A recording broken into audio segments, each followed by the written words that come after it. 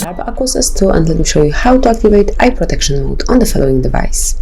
So at first find and select the settings, then scroll down and pick display, and now here you'll notice eye protection mode. Simply click on it, and now you can simply enable it by tapping on timing eye shield, and now select the time on which it should be active. So let's pick the start hour, for example 8, and then stop time at 6 in the morning. So from now on, every day between 8 and 6 next day, eye protection mode will be automatically activated.